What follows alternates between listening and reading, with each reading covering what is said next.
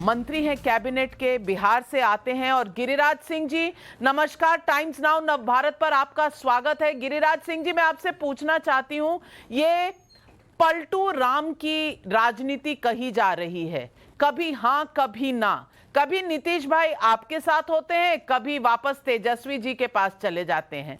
ये कौन सा खेल चल रहा है कि पहले जब जाते हैं तो आप उनके साथ छोड़ देते हैं, फिर आप उनको गले लगा लेते हैं, फिर आप उनके साथ सरकार बना लेते हैं, आज वो फिर छोड़कर चले गए तो आप बुरा भला कह रहे हैं। ये कौन सी राजनीति का डेमोन्स्ट्रेशन आप दिखा रहे हैं भारत के देशवासियों को?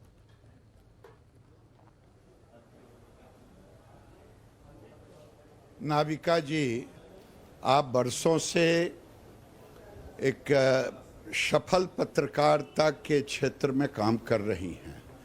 इसके भी कुछ एथिक होते हैं, इसके भी आप देखती होंगी, पत्रकारों का भी, मीडिया का भी, मीडिया हाउस का भी लोग पीछे में रैंकिंग करते हैं। रैंकिंग इसलिए करते हैं कि जब हम एथिक्स से हटते हैं, नीतीश बाबू शायद जीवन में जयप्रकाश के आंदोलन के निकले हुए तो हैं, लेकिन नीति और नियत दोनों को ताखे पर रख करके राजनीति किया।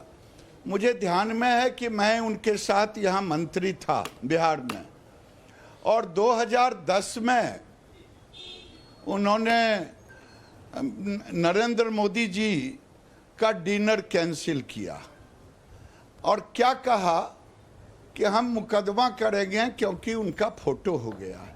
यही नीतीश कुमार जी गुजरात जाकर के नरेंद्र मोदी की सरकार की तारीफ किए थे।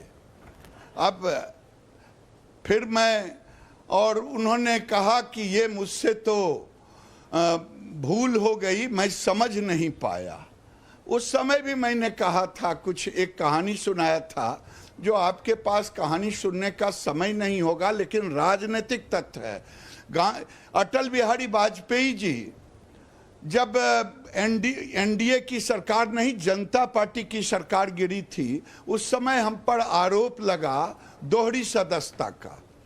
तो अटल जी ने पटना के गांधी मैदान में ही कहा था कि एक जट और जटिन की कहानी, तो मैं वहां नहीं जाता।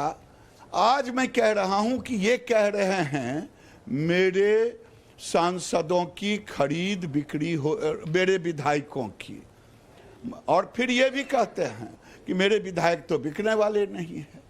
नीतीश जी ने खरीद बिक्री का काम यहाँ जब सत्ता में आए तो उन्होंने शुरू की, उनकी राजनीति, मैं उस पर कोई टिप्पणी नहीं करूँगा। लेकिन 2013 में 10 से वो बनाने लगे माहौल कि कैसे हम अलग हों, क्योंकि बीजेपी ने एक अच्छे गठबंधन के साथी के नाते, आपने सुना होगा कि रवि बाबू ने भी कहा, सब लोगों ने, इनका 36 था, मेरा 63 था, हमने माना, और जब से गठबंधन में इनको नेता माना, ईमानदारी से पालन किया, तो निकलने का जगह नहीं मिल रहा था। तो उन्होंने पहले डिनर कैंसिल किया, फिर धीरे धीरे माहौल, और निकले काहे, लोगों ने कहा पीएम मटेरियल है, पीएम मटेरियल है, और पीएम मटेरियल उनके रात दिन उनके सपने में आने लगे, और उन्होंने फिर गठबंधन तोड़ा, और 14 में इनमें हिम्मत नहीं है। गिरिराज जी, आप पुरानी बातें क्यों कह रहे हैं? पुरानी बातें तो हमको सबको मालूम है, हम सबने देखा था 2013 में क्या हुआ, 14 में क्या हुआ। मुझे तो आप सिर्फ इतना बता दीजिए, आपको जब उनकी फितरत का मालूम था, आपको जब उनकी फितरत का मालूम था, तो आपने दोबारा उनके साथ बंधन क्यों किया? नाविका जी जरा, नाविका जी जरा दूसरों का भी सुनने का कष्ट करें, मैं आग्रह पूर्वक कर रहा हूं। मैं कह रहा हूं इनके ऊपर एक महत्वाकांक्षा जब जगा था, तो 2013 में प्रधानमंत्री बनने के लिए भी उन्होंने 10 से बहाना करके तोड़ा।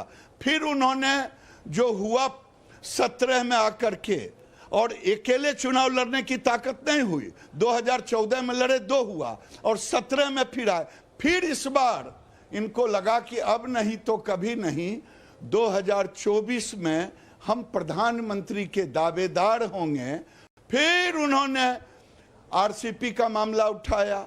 आरसीपी के मामले में मैं आपसे पूछना चाहता हूं, 1 साल हुआ, कभी इन्होंने नरेंद्र मोदी जी को या अमित शाह जी को कभी तो इन्होंने इनकार नहीं किया, साहब मेरे इच्छा के विरुद्ध क्यों रखे।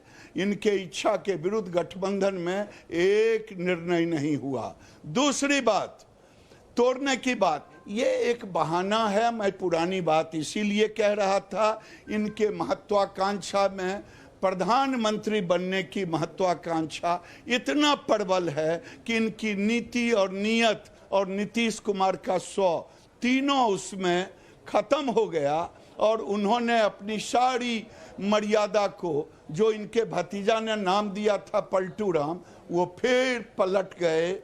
लोग नहीं सोचा था। ईमानदारी मैं कहता हूं कि राजनीति में भी सुचिता होती है। एक बार उन्होंने जो भी सुचिता की बात आप कर रहे हैं, गिरिराज जी, इतना सवार हो गया गिरिराज जी, प्रधानमंत्री बनने का। मैं एक सवाल पूछूं आपसे, छोटा सा सवाल है, पब्लिक का सवाल है।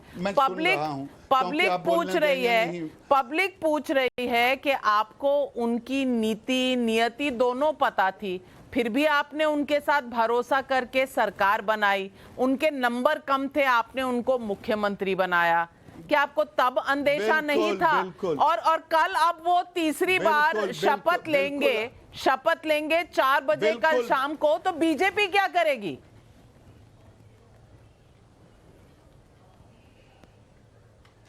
बीजेपी जो करना है वो करेगी, चिंता मत करे। बीजेपी नीतीश कुमार को पैदा किया 96 में, गठबंधन में जगह देके।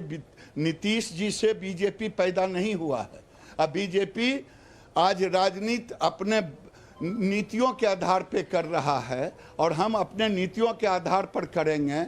मुझे ये अलग हो गए, मैं अपने राजनीति, लेकिन इनमें हिम्मत नहीं है कि अकेले चुनाव लड़ ले।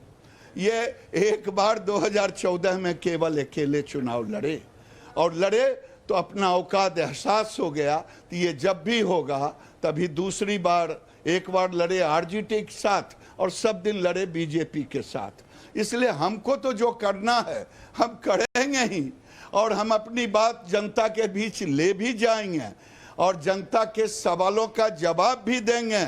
और मैं आज कह रहा हूं कि नीतीश जी जिस सपना को लेकर, महत्वाकांक्षा को लेकर के ये जनादेश को फिर तोड़ा है, पहले भी उन्होंने किया था, तो हम उसका बदला भी जनता के माध्यम से लेंगे।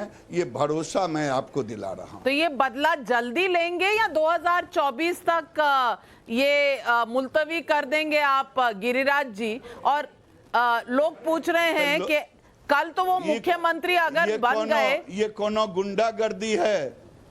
नाविका जी, ये कोई फिजिकल लड़ाई होती है जो बदला तुरंत लेंगे? ये लोकतंत्र है नाविका जी। समय आता है, माहौल रहता है, उसके प्लेटफार्म है, वो होगा, चिंता मत करें। नहीं तो ये बदला, एक चीज बता दीजिए गिरिराज जी, महाराष्ट्र, पब्लिक पूछ रही है, महाराष्ट्र वाला बदला होगा या बिहार का बदला 24 में ही होगा? गिरिराज जी, महाराष्ट्र वाला फॉर्मूला तो नहीं होगा? आप उसकी चिंता ना करें। हाँ, महाराष्ट्र वाला फॉर्मूला अब देखिए, इसकी चिंता छोड़ दीजिए कि आप उसकी चिंता छोड़ दीजिए। राजनीति में, लोकतंत्र में उसके अलग परिभाषा है और वह परिभाषा के लिए अलग प्लेटफार्म तैयार होता है। राजनीतिक लड़ाई लड़ेंगे, समय आएगा आपको बता दूंगा।